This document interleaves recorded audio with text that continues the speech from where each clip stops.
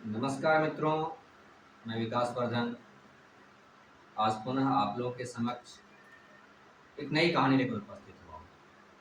एक बार की बात है, मैं हरियाणा गया हुआ था, सिरसा के एक स्कूल में। वहाँ के हाई स्कूल में पहुँचा था, करीब 300 बच्चे थे। मैंने उन बच्चों से पूछा कि आप लोगों में से कितने लोग हैं जो कि यहाँ से पास आउट होने के बाद सरकारी नौकरी या किसी अच्छे निजी कंपनी में नौकरी करना चाहेंगे। तो उन बच्चों में करीब 80-90% बच्चों ने हाथ खड़े कर दिए कि यहाँ से पास आउट होने के बाद मैं सरकारी या किसी अच्छी निजी कंपनी में नौकरी करना चाहूँगा। मैंने कहा हाथ नीचे कीजिए। फिर मैंने दूसरा प्रश्न किया कि मुझे यह बतलाइए कि आप सब लोगों में से कितने के माता पिता किसी सरकारी नौकरी में या किसी निजी कंपनी के अच्छे पद पे अभी कार्यरत हैं।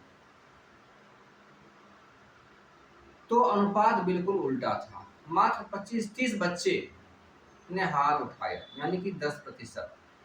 और जब हमने पहला प्रश्न किया था कि कितने बच्चे हैं जो कि सरकारी या निजी कंपनियों में काम करना चाहेंगे यहाँ से पास आउट होने के बाद, तो उसमें मात्र 10% बच्चे ही थे जिन्होंने हाथ नहीं उठाया था।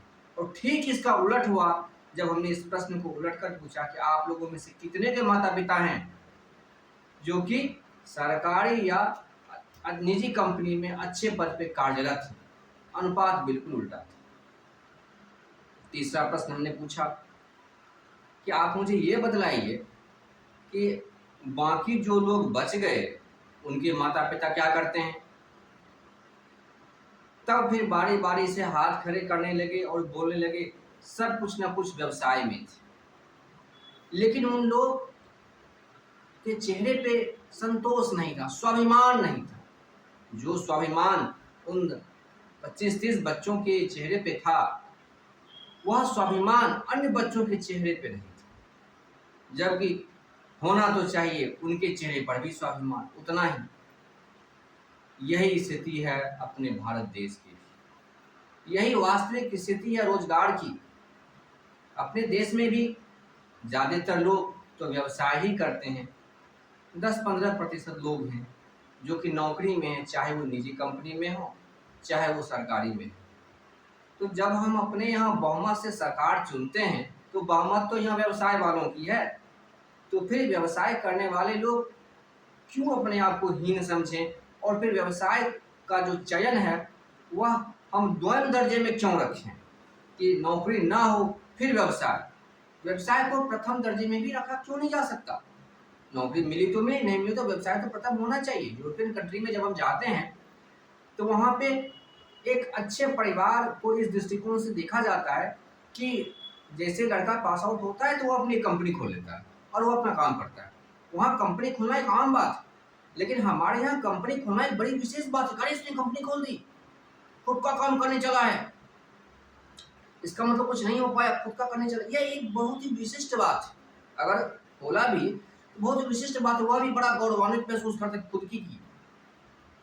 तो जो व्यवसाय है उसे हम सहज ही स्वीकार करना चाहिए दोनों ही दृष्टिकोण से। ना ही व्यवसाय करने वालों को बहुत अहंकार हो कि हमने व्यवसाय किया, और ना ही हीन भावना। व्यवसाय हमारे भारतवर्ष की अर्थव्यवस्था की, या कहें कि पूरे ग्लोब की अर्थव्यवस्था की 80% अर्थव्यवस्था के बोझ को वहन करने वाली है। इसलिए व्यवसाय का जो चयन है वह बहुत ही स्वाभाविक होना चाहिए, बहुत ही स्वाभाविक।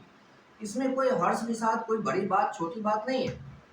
हम जब बड़े हुए तो हमारे मन में कुछ ना कुछ रचनात्मकता होती है कि हम भी कुछ करें। जब हम कुछ ना कुछ करना चाहें तो जो भी हमारे भीतर में करने की प्रवृत्ति हो, जिस काम में भी हमारी कुशलता हो, उस कुशलता के क्षेत्र में लेकर हमें आगे बढ़ना चाहिए और उस काम से संबंधित व्यवसाय में उतरना चाहिए। यह बहुत ही स्वाभाविक सी बात है। तो यह जो घटना है, यह घटना इस सत्य को दर्शाती है कि अपने देश की अर्थव्यवस्था कैसी है। और जब हम दिख रहे हैं, हमारे पास यह डाटा बिल्कुल सामने है कि 80% लोग व्यवसाय पर ही हैं, यह स्पष्ट दिख रहा है। तो फिर जब हम पास आउट होते हैं तो हमारा झुकाव 80% बच्चों का झुकाव नौकरी की तरफ क्यों हो, उसका झुकाव भी व्यवसाय की तरफ होना चाहिए। आप अपने देश की अर्थव्यवस्था को देखिए तो, कि अपने देश की अर्थव्यवस्था चल किस प्रकार से रही है।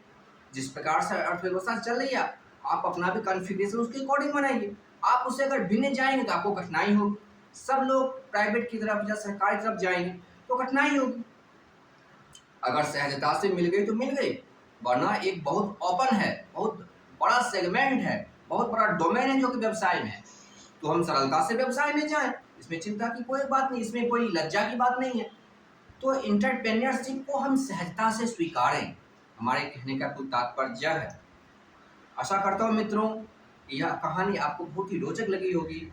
इस प्रकार की कहानी और उद्यमिता से संबंधित उदाहरण हम आपके पास आगे भी लाएंगे। बहुत बहुत धन्यवाद। आपका दिन शुभ हो।